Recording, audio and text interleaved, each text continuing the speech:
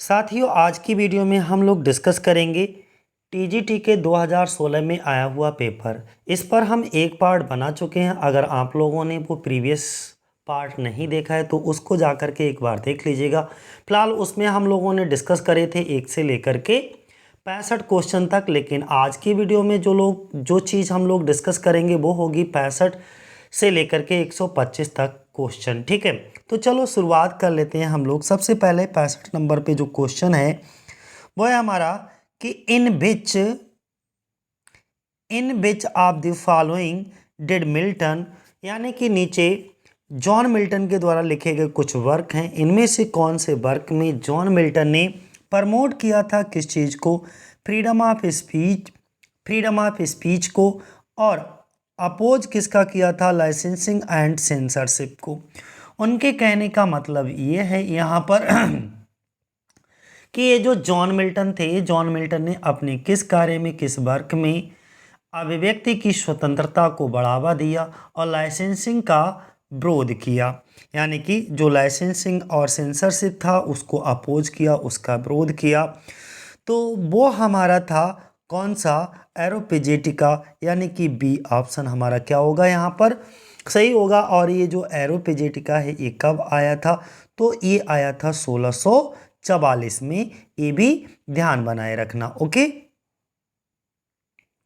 Next अगला question है कि ये Paradise Lost comprises books, Paradise Lost में टोटल कितनी बुक्स हैं, तो पैराडाइज लॉस्ट में टोटल कितनी 12 बुक्स हैं। अच्छा, पैराडाइज लॉस्ट को जब ये लिखा गया था, यानी कि 1658 से इसको जॉन मिल्टन जी ने लिखना शुरू करा और लिख करके इसको 65 में समाप्त कर दिया। इसके बाद 67 में इसको पब्लिश करवाया गया। जब ये फर्स्ट टाइम में पैराडाइज लॉस्ट पब्लिश हुआ था तब इसमें 10 बुक्स थी, लेकिन इसके बाद जब इसका सेकेंड एडिशन आया था तो सेकेंड एडिशन में इसके कितनी 12 बुक्स थी। तो कौन सा ऑप्शन हमारा ए वाला सही होगा। इसके बाद अगला क्वेश्चन है 67, Paradise Lost is written in. अच्छा, जो पैराडाइज लॉस्ट है वो रिटन इन लिखी गई, तो किस में लिखी गई है भाई, ये ब्लैंक वर्स में लिखी गई है। ध्यान बनाए रखना, किस में लिखी गई है, ब्लैंक वर्स में। ओके, ब्लैंक वर्स में इसको लिखा गया है। एक और लाइन बोली गई है, उन्होंने कहा 68 नंबर पे कि दी फेमस लाइन, कौन सी फेमस लाइन, व्हाट दो, क्या हुआ, दी फील्ड टू बी लॉस्ट। यहाँ पर सैटर्न बोलता है कि क्या हुआ, वो फील्ड मुझसे खो गया। कौन से फील्ड की बात कर रहे हैं यहाँ पर, तो यहाँ पर जो पैराडाइज ये बात कर रहे हैं वो बात कर रहे हैं किसकी, यानी कि स्वर्ग। जब इनको स्वर्ग से निकाल दिया जाता है तो वहीं पर की ये चर्चा कर रहे हैं, क्या हुआ, वो स्वर्ग हमसे खो गया। ठीक है, फिर वह कहते हैं कि ऑल इज नॉट लॉस्ट, सब कुछ तो नहीं खो गया। तो वहीं पर ये किसके द्वारा, सैटर्न के द्वारा बोला जाता है। ठीक है, जैसे मान लीजिए हम किसी भी कंपटीशन में अगर नहीं भी क्लियर होता है तो इसका मतलब ये थोड़ा ना होता है कि वहाँ पर हमारी ज़िंदगी ही समाप्त होगी। हम फिर से उठेंगे, फिर से प्रयास करेंगे और एक समय ज़रूर आएगा कि हम जीत जाएंगे। सेम टू सेम यहाँ पर भी जब इसको स्वर्ग से निकाल दिया जाता है सैटर्न को, तभी ये स्पीच बोलता है वर्ड दो, क्या फ़र्क पड़ता है, द फील्ड वी लॉस्ट, यानी कि वो फील्ड यहाँ पर जो शब्द यूज किया गया है वो पैराडाइज लॉस्ट के लिए, कि पैराडाइज लॉस्ट अगर हमसे खो गया, हमें वहाँ से निकाल दिया गया, तो इसका मतलब ये थोड़ा ना हुआ कि ऑल इज नॉट लॉस्ट, कि सब कुछ हमने खो दिया हो। तो वही चीज़ है।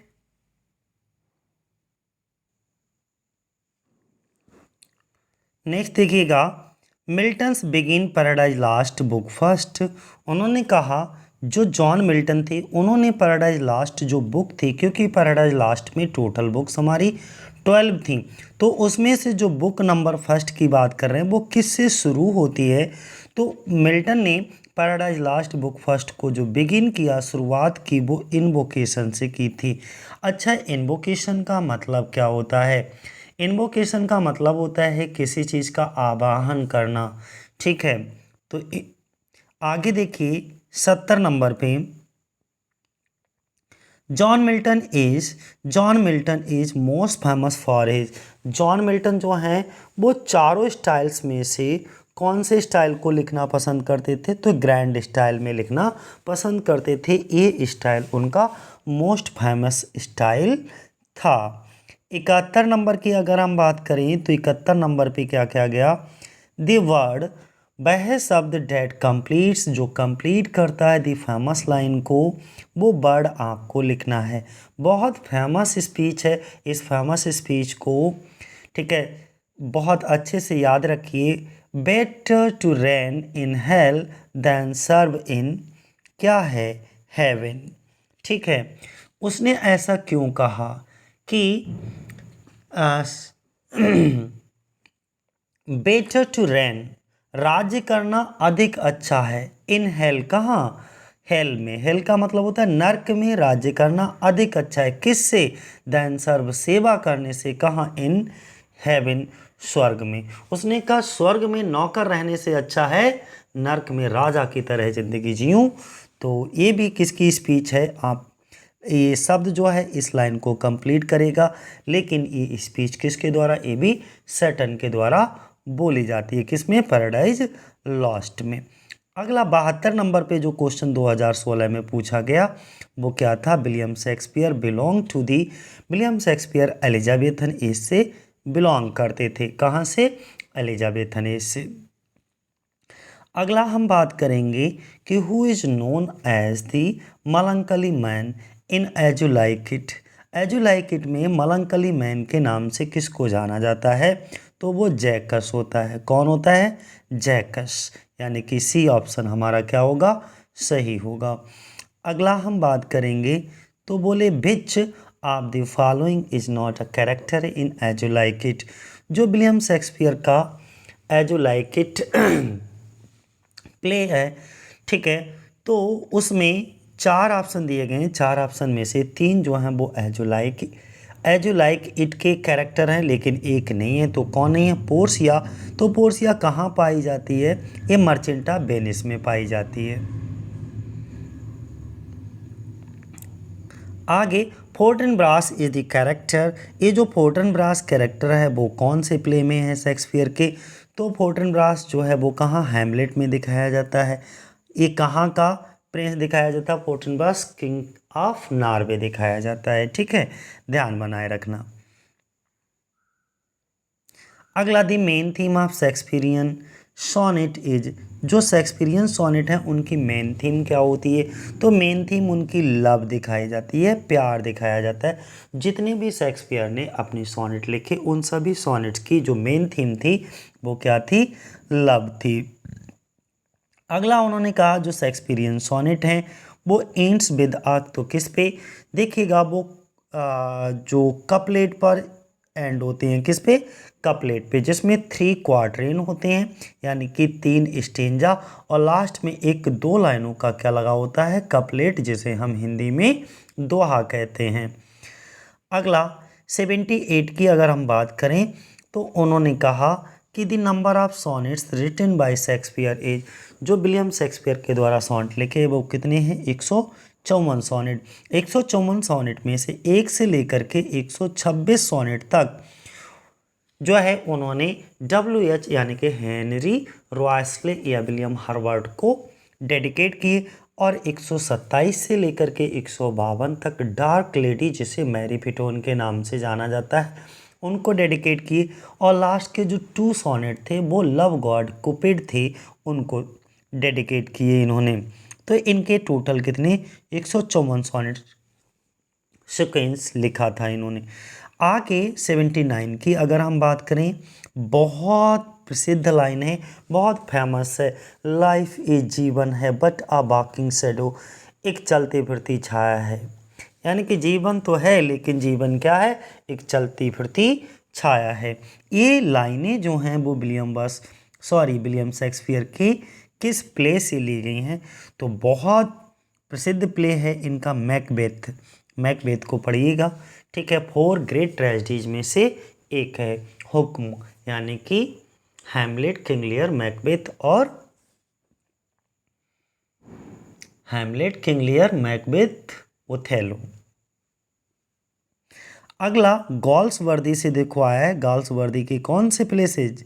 जस्टिस, जस्टिस न्याय, जिसको मुंशी प्रेमचंद ने ठीक है ट्रांसलेट करके लिखा था यहाँ इंडियन राइटर में। तो जॉन गॉल्सवर्दी का justice, law is but it is a majestic Edify sheltering all of us each stone. तो देखिएगा इसमें क्या कहा गया है कि एक बार अपने आप से भी इसे रिपीट कर लीजिएगा। जो गॉल्सवर्दी का न्याय है उसमें कानून वह है, लॉ इज व्हाट, व्हाट क्या, जो अद्भुत है, यानी कि इट इज मजेस्टिक एडिफाइस,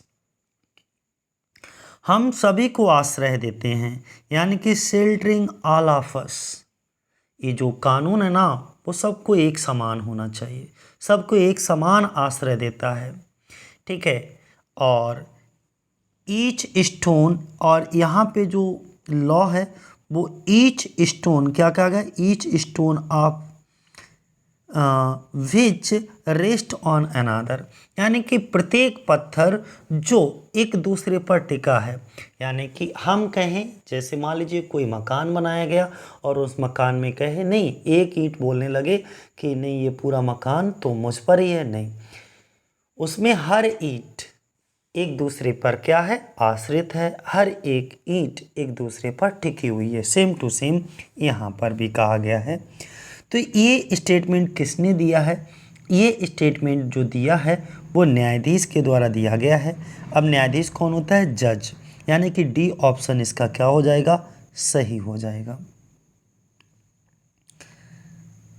फिर देखिएगा मिल्टन से फिर क्वेश्चन आया है, बाय व्हाट एज, कौन सी उम्र में had Milton became totally blind. एक कौन सी उम्र थी जिस उम्र में जॉन मिल्टन जो हैं वो टोटली ब्लाइंड हो गए? तो 44 वर्ष की अवस्था में ये टोटली ब्लाइंड हो गए। और 44 वर्ष की अवस्था में ये जो सन थी, सन की अगर हम बात करें तो ये 1652 थी, यानी कि 1652 में ग्लूकोमा नामक बीमारी से इनके आँखों की रोशनी चली गई। और बेसिकली अगर हम बात करें 1652, तो 1652 जो है वो इनके लिए दुखों का पहाड़ लेकर के आई। इसी में इनकी पत्नी, बेटा सबकी मृत्यु हो गई थी, ठीक है। चलो आगे देखते हैं नेक्स्ट। अगला, आ सॉन्ग ऑफ सारो specially for the dead is called, यानी कि किसी के मरने पर गाया जाने वाला गीत। मान लो किसी की मृत्यु हो जाती है तो किसी की मृत्यु से दुखी होकर के आप जिस गीत की रचना करते हो वो गीत क्या कहलाता है? तो उसे हम कहते हैं क्या, इलेजी। क्या कहेंगे? इलेजी भाई। ऑक्टेव में कितनी लाइनें होती हैं? देखो जो पेटार्कन सोनेट होता है, पेटार्कन सोनेट की बनावट यानी कि स्ट्रक्चर कुछ इस तरीके का होता है, दो भागों में बटा होता है, ऑक्टेव और सस्टेट में। ऑक्टेव में कितनी 8 लाइनें होती हैं और जो सस्टेट होता है, सस्टेट में कितनी 6 लाइनें होती हैं। बात क्लियर हो रही है? तो यहाँ पर आपसे पूछा गया ऑक्टेव, तो ऑक्टेव में कितनी लाइनें होंगी? 8 लाइनें होंगी, यानी कि ए वाला ऑप्शन हमारा बिल्कुल सही है। अगला अगर हम बात करें तो विच ऑफ द फॉलोइंग फ्रेज, कौन सी फ्रेज बेस्ट कैरेक्टराइजेस करती है द लेट 19th सेंचुरी को एस्थेटिक मूवमेंट। तो आपको जो बताना है ना, अगर आपने एस्थेटिक मूवमेंट को पढ़ रखा है, ये एक एस्थेटिक मूवमेंट कुछ नहीं, सौंदर्य का आंदोलन था, ठीक है।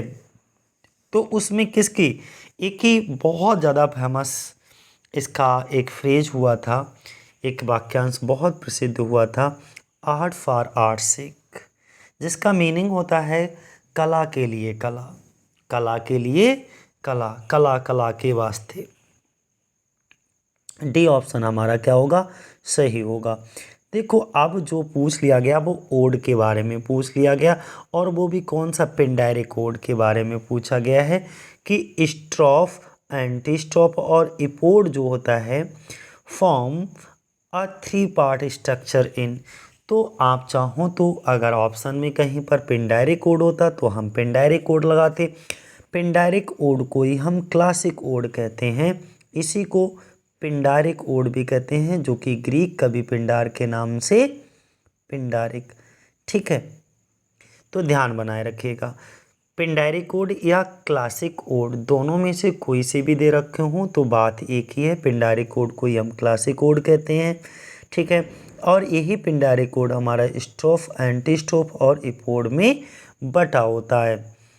86 नंबर की अगर हम बात करते हैं तो 86 नंबर पे क्या कहा गया? हु सेड, किसने कहा, that in Paradise Lost book first. जो पैराडाइज लास्ट 12 बुक्स में से जो पहली बुक है उसमें Milton belongs to the devil's party without knowing it.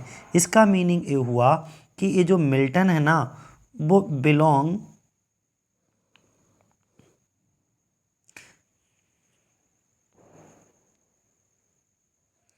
To the devil's party without knowing it. इसका मीनिंग ये हुआ कि जो मिल्टन थे वो डेविल्स के पार्टी से बिलोंग करते हैं, ये उनको पता भी नहीं था। विदाउट नोइंग इट, वो इसके बारे में जानते ही नहीं थे कि वो डेविल्स की पार्टी से। ऐसा कमेंट करने वाले कौन थे? तो ऐसा कमेंट इनको किया था इन्होंने, तो जो विलियम ब्लैक थे, विलियम ब्लैक ने ये कमेंट किया था कि Milton belongs to devil's party without knowing it. D option हमारा क्या होगा? सही होगा। अब इसके बाद फिगर ऑफ स्पीच हम 87 से 91 तक डिस्कस करेंगे। तो देखो पहला फिगर ऑफ स्पीच क्या है? It was the best of time, it was the worst of time. एक जगह पर यह बताया जा रहा है ये सबसे अच्छा समय था, और दूसरी तुरंत ही ये कहा गया कि ये सबसे खराब समय था। तो ऐसा जब दो अपोजिट आइडियाज़ एक साथ आ जाएं, फिलहाल अपोजिट आइडियाज़ आपको ऑक्सीमोरन में भी मिलेंगे। और एंड इसमें क्या होता है? ऑक्सीमोरन जो होता है ना, oxymoron is a figure of speech in which two opposite ideas are put together. But यहाँ पर दो अपोजिट आइडियाज़ को यानी कि विपरीत शब्दों को एक साथ रखा जाता है यहाँ पे पूरे स्टेटमेंट को। तो एंटीथीसिस में कौन सा फिगर ऑफ स्पीच होगा? Antithesis. Love is an ideal thing, marriage is an real thing. Love is an, इसमें भी वही बात है कि क्या कहा? प्यार एक आदर्श चीज़ है, शादी एक असली चीज़ है। ठीक है, एन आइडियल और रियल थिंग। तो ये इसमें भी एंटीथीसिस का इस्तेमाल हुआ है। डी ऑप्शन हमारा सही होगा। Let us go to bed now. तो देखो इसमें कौन सा फिगर ऑफ स्पीच है? मेटोनमी है। कौन सा है? मेटोनमी। अच्छा, मेटोनमी फिगर ऑफ स्पीच क्या है?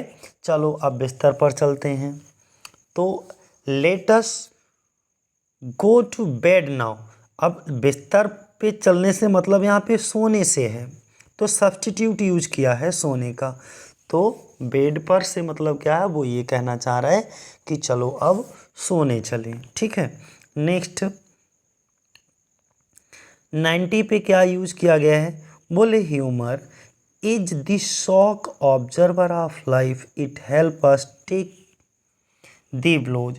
Humour is the shock observer of life, इसमें मेटाफर का यूज किया गया। जो हास्य जीवन के सदमे का अवशोषक है, ये हमें बाहर करने में मदद करता है। It help us take to blows, इसमें क्या है? मेटाफर फिगर ऑफ स्पीच का यूज हुआ है। Bring an alarm clock arranged in the dark and silent room. इसमें देखो जब भी कहीं ओनोमाटो क्या होता है? ओनोमाटोपोइया में आवाज़ होती है, और वही आवाज़ हमें उसके मीनिंग के अर्थ को समझने में मदद करती है। वहाँ पे ओनोमाटोपोइया होता है। तो ब्रिंग देखो क्या है? एक क्लॉक की, अलार्म की आवाज़ है। अगला 92 की अगर हम बात करते हैं तो 92 पे love looks not with the eyes but with the mind and therefore is winged Cupid painted. ये बहुत इम्पॉर्टेंट लाइन है मिडसमर नाइट ड्रीम की, जिसे आपको अच्छे से देख करके जाना है। ठीक है, इसमें मिडसमर नाइट ड्रीम की बहुत अच्छी लाइन है। क्या कहता है? प्यार आँखों से नहीं बल्कि दिमाग से दिखता है, और इसलिए पंखों वाला कामदेव चित्रित है अंधा।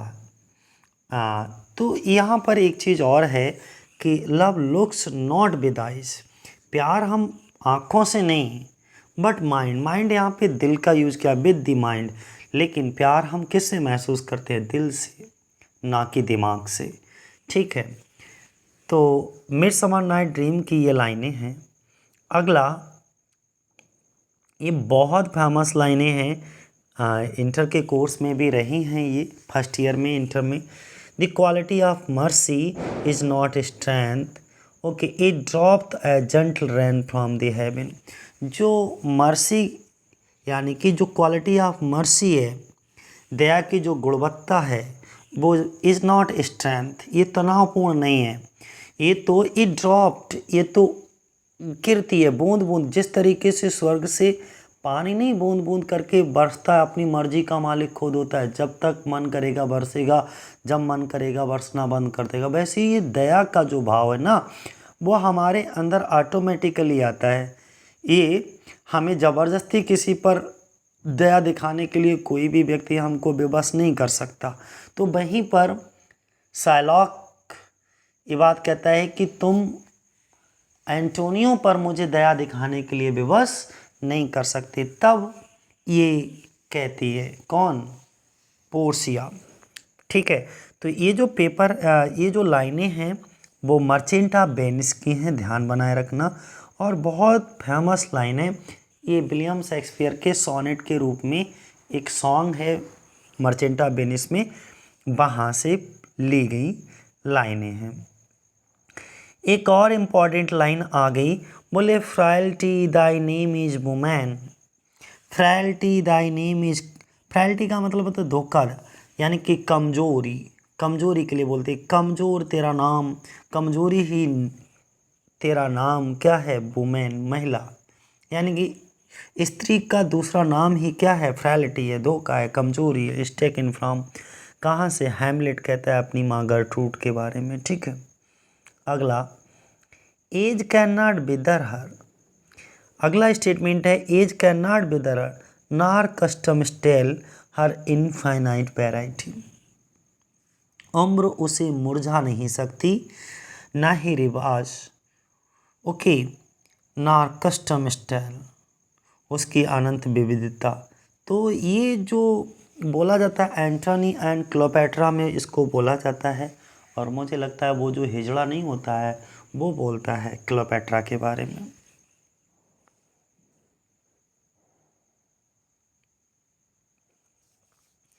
ये स्टेटमेंट है भाई, इस स्टेटमेंट को मैं पढ़ देता हूँ एक बार अच्छे से। हमारे दृष्टिकोण में थोड़ा सा देखो, in our approach to life be it pragmatic or other, a basic fact that confront us squarely unmistakably is the desire for peace, okay, security, happiness। जीवन के प्रति हमारे दृष्टिकोण में चाहे वह व्यवहारिक हो या कोई अन्य बुनियादी तथ्य जो हमारे सामने स्पष्ट रूप से शांति, सुरक्षा, सुख की इच्छा रखता है। Different forms of life at different I of existence makeup teeming, okay, denizens of this of hours. उसके कहने का मतलब ये है कि अलग अलग अस्तित्व में जीवन के अलग अलग रूप हमारे इस बात को मानने वालों की संख्या बनाते हैं। और no matter whether they belong to a higher group such as human beings or to as the group such as animal, all being primarily peace, comfort, security। वो कहते हैं कि और इससे कोई फर्क नहीं पड़ता कि वे मानव जैसे उच्च समूहों से संबंधित हैं या जानवरों जैसे ओके समूह के हैं। सभी मुख्य रूप से शांति, आराम और सुरक्षा से। जीवन उतना ही प्रिय। अब देखो, life is as dear mute creature as it is to a man, even the love insect strive the protection against dangers threaten its life। वो कहते हैं कि जीवन उतना ही प्रिय मूक प्राणी है जितना कि मनुष्य के लिए। यहाँ तक कि प्रेम कीट भी खतरों से सुरक्षा के लिए प्रयास करता है जिससे उसके जीवन को खतरा होता है। यानी कि जिससे व्यक्ति को खतरा होगा तो वह हमेशा उससे बचने का प्रयास करेगा। फिर कहता है just as each one of us born to and not to die, so do all other creatures. जिस प्रकार हम में से प्रत्येक मरना चाहता है और मरना नहीं चाहता, क्योंकि मरने हम लोग कुछ लोग होते हैं वो मरना चाहते हैं, कुछ लोगों को मरने से बहुत डर लगता है, उसी प्रकार अन्य सभी प्राणी भी मरना चाहते हैं और नहीं भी मरना चाहते हैं। बात क्लियर है?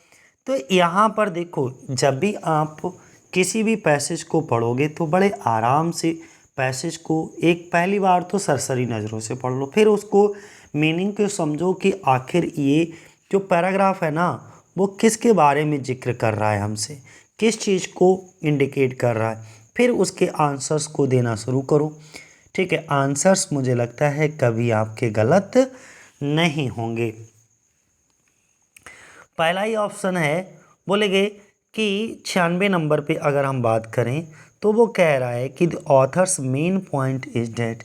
इसमें जब आप पूरा पैराग्राफ पढ़ोगे तो उन्होंने कहा कि लेखक का मेन पॉइंट क्या, मुख्य बात यह है कि क्या मुख्य बात थी, शांति सुरक्षा सभी जीवित प्राणियों का मुख्य लक्ष्य है। यही इस पैराग्राफ में बताया गया ज़्यादातर। क्या है?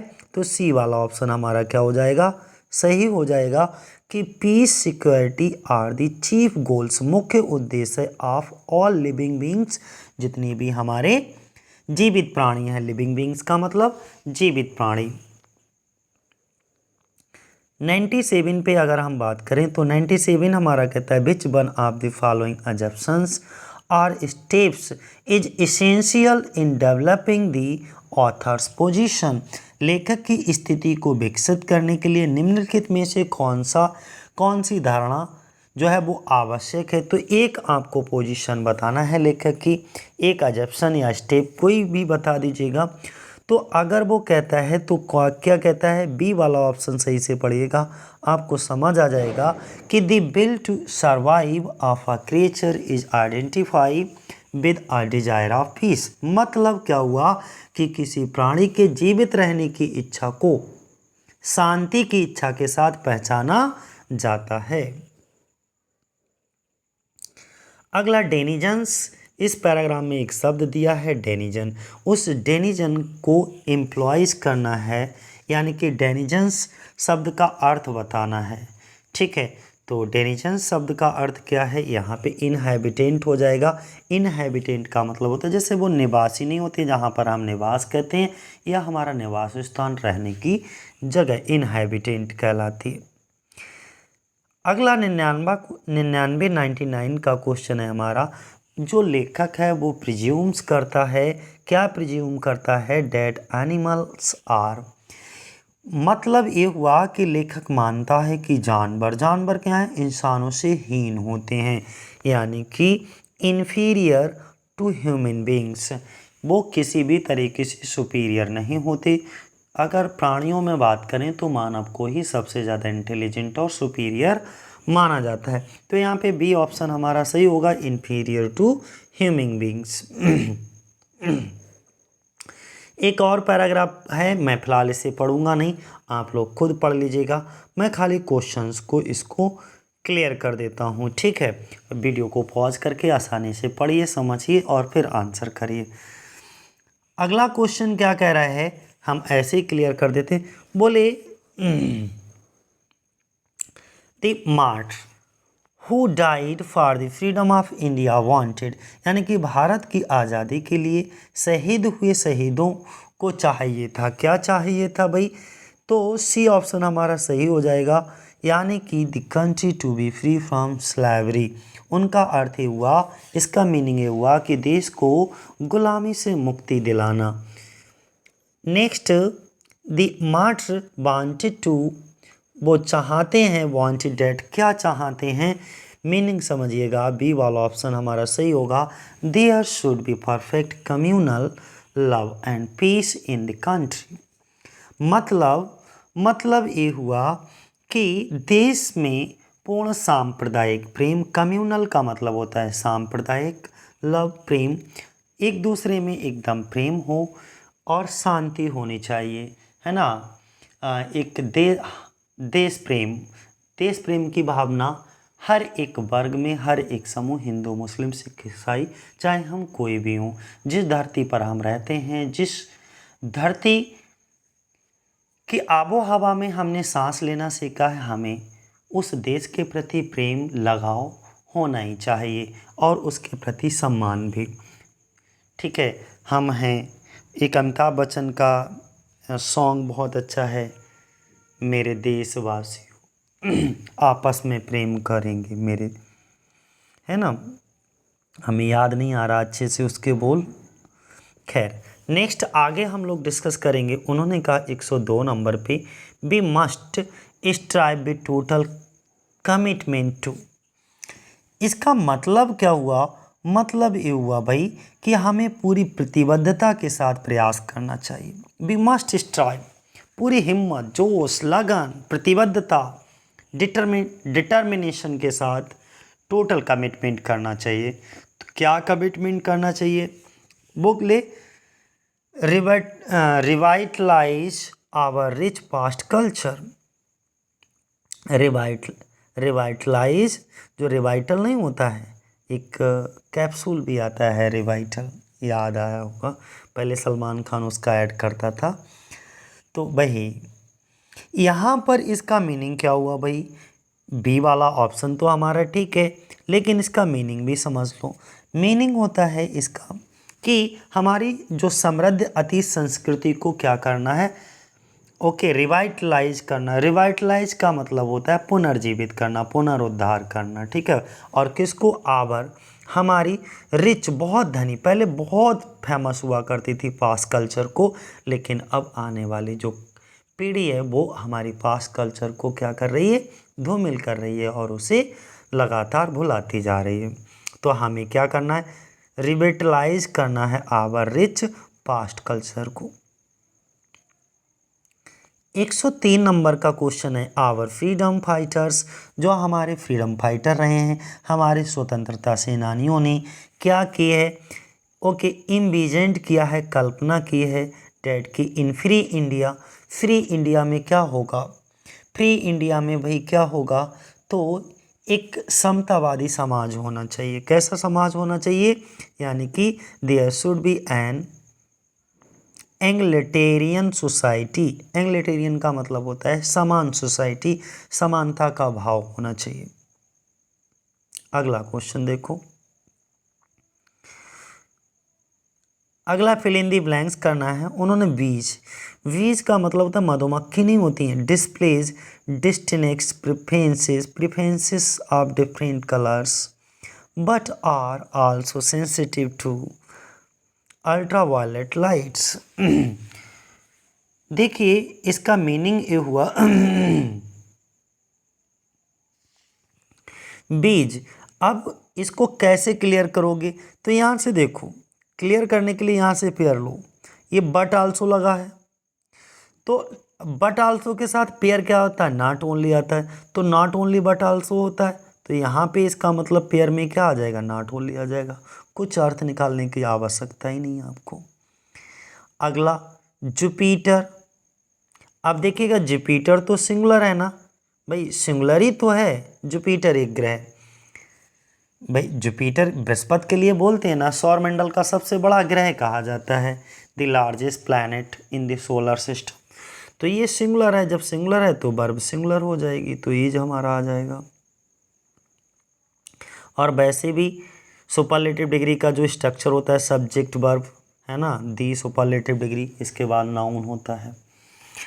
नेक्स्ट अगर हम बात करें तो वेन शुगर, वेन मीन्स जब शुगर, अब भाई टू ईस्ट और फर्मेंटेशन टेक्स प्लेस, मीनिंग जब चीनी से ईस्ट का जो फर्मेंटेशन होता है, फर्मेंटेशन का मतलब किण्वन करवाना, किण्वन नहीं होता है, हिंदी में बोलते ऐसे लिखते हैं किण्वन, इस तरीके से, ठीक है, फर्मेंटेशन करवाना।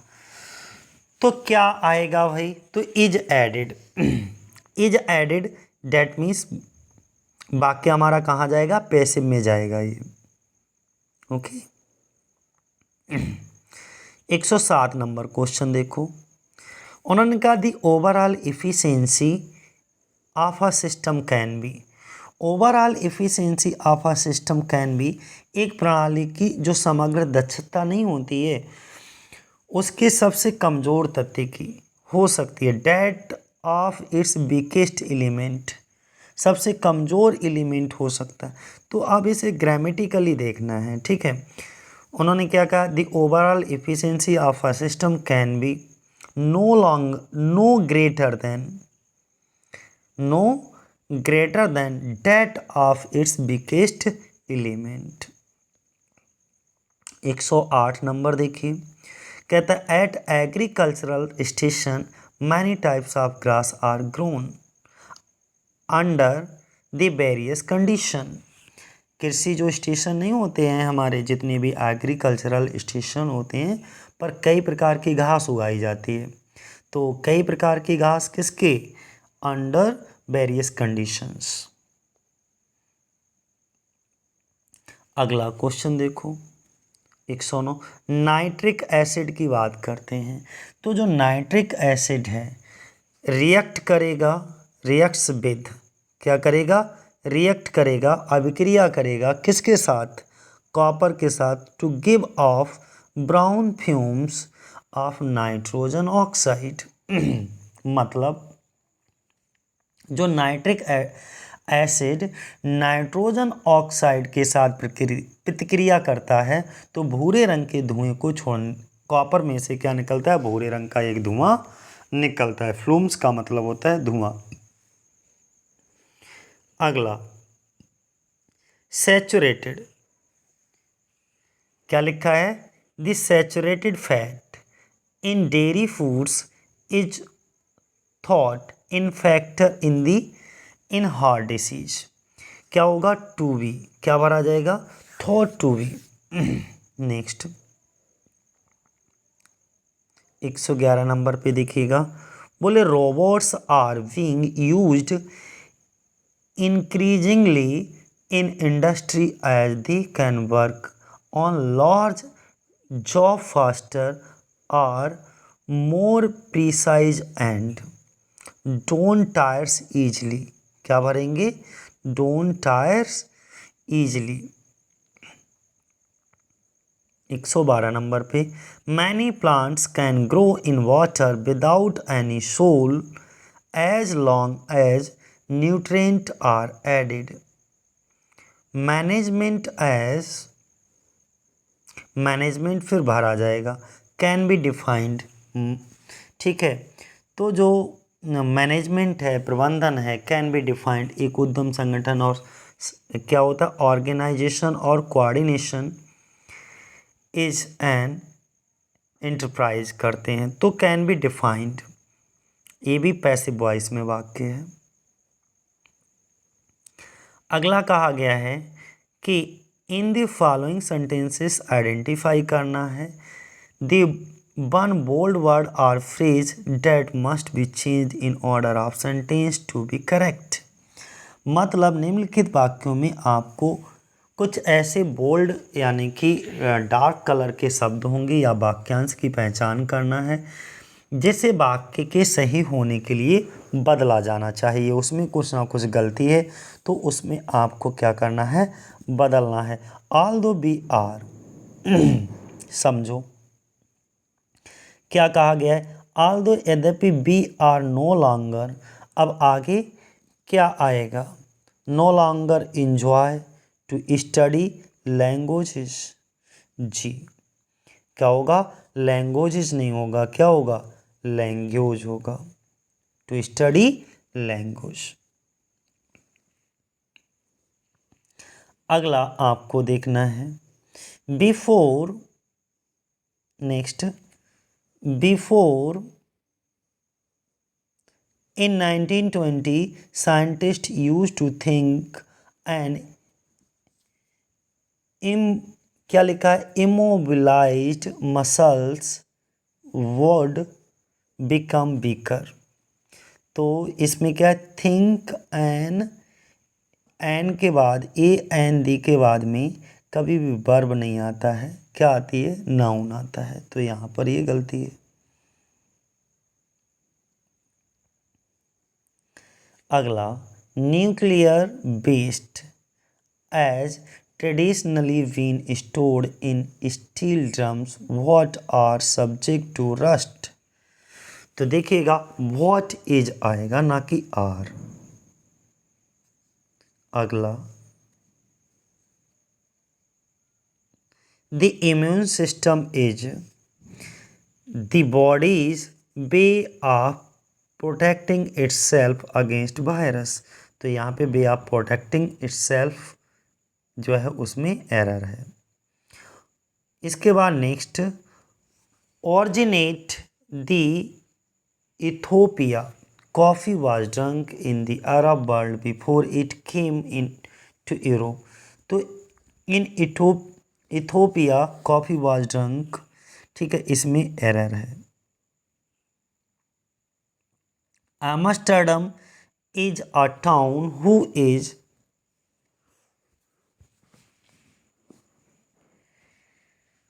who is sometimes refers to as the Venice of Northern Europe because it is canals। तो is sometimes refers, ये वाला ऑप्शन हमारा सही। The sea wasp realizes a poison that kill a person in 3 minutes। तो 3 minutes a poison a person in होगा, इसमें error है। Halley's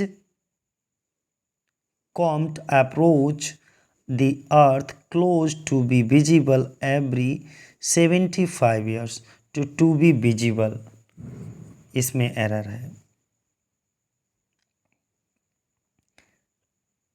The meaning of 22 number पे देखिएगा, द मीनिंग ऑफ, ये एक इच्छा मृत्यु के जो इच्छा मृत्यु नहीं होती उसके लिए इस शब्द का यूज किया जाता है।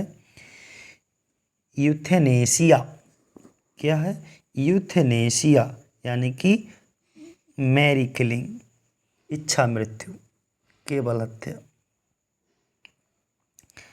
अकॉम्प्लिस मीन्स क्या होता है, ओके, एसोसिएटेड क्राइम, ये सहयोगी। अकॉम्प्लिस मीन्स वैसे तो सहयोगी होता है, लेकिन क्राइम पार्टनर, अपराध में सहयोगी व्यक्ति अकॉम्प्लिस कहलाता है, क्राइम पार्टनर।